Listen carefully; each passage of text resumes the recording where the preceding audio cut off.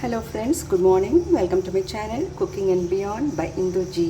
இன்றைக்கி நான் என்னுடைய ஸ்டைலில் கஞ்சிபுரம் இட்லி பண்ணுறேன். அது எப்படின்னா, இந்த மாவு இந்த கன்சிஸ்டன்சியில் இருக்கணும். ரொம்ப தண்ணியாக இருக்கக்கூடாது, ரொம்ப திக்காக இருக்கக்கூடாது ஃபஸ்ட்டு. அதுக்கப்புறம் சால்ட்லாம் கரெக்டாக இருக்கான்னு பார்த்துக்கோங்க. அதுக்கப்புறமா நெய்யில் ஒரு ஸ்பூன் நெய்யில் மிளகை நல்லா ஒன்று பாதியாக உடச்சிட்டு அதை போட்டு நல்லா வறுத்துருங்க. கூடவே சீரகம், கொஞ்சம் பெருங்காயத்தூள், கொஞ்சம் சுக்குத்தூள், இஞ்சி பொடியை நறுக்கினது, கொஞ்சம் முந்திரி பருப்பு, கொஞ்சம் கருவேப்பிலை எல்லாத்தையும் போட்டு நல்லா பொரிச்சிட்டு இந்த மாதிரி விட்டுடுங்க. நல்லா கலந்துட்ட பிறகு இட்லி பாத்திரத்தில் நம்ம அடியில் தண்ணி விட்டுட்டு தண்ணி கொதிக்க சொல்ல இந்த மாதிரி சின்ன சின்ன க்ரீஸ் பண்ணி ஒரு கப்பில் கட்டோரியில் நம்ம எண்ணெய் தடவிட்டு அதில் அப்படியே ஊற்றி வச்சிடணும். முக்கால் பக்கம் தான் ஊற்றணும். ஃபுல்லாக ஊற்றினா மேலே பொங்கி வந்துடும். ஸோ இந்த கப்பில் முக்கால் பங்கு தான் நம்ம மாவு ஊற்றணும். ஊற்றிட்டு நம்ம நல்லா இது ஒரு 10 to 12 minutes வேக வைக்கணும். சின்ன தீயில் 10 to 12 minutes வேக வச்சோன்னா உங்களுக்கு இந்த மாதிரி ஒரு கஞ்சிபுரம் இட்லி வரும்.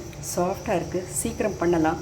பாருங்கள், சாஃப்டாக இருக்குது, இல்லை ரொம்ப சுவையாக இருக்குது. சுக்கு போட்டிருக்கோம், மிளகு இஞ்சி, பெருங்காயத்தூள் எல்லாம் போட்டிருக்கோம். நம்ம சீரகம், கருவேப்பிலை, முந்திரி பருப்பு எல்லாம். ஸோ இதை நீங்கள் வெறும் மிளகாப்பொடி வச்சு சாப்பிட்டாலே போதும். நம்ம வெளியே பிக்னிக்லாம் போனால், டூர் போனோன்னா இது அப்படியே எடுத்துகிட்டு போகலாம்.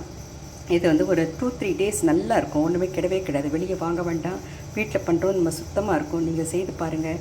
Give your feedback in your comment box. Thank you.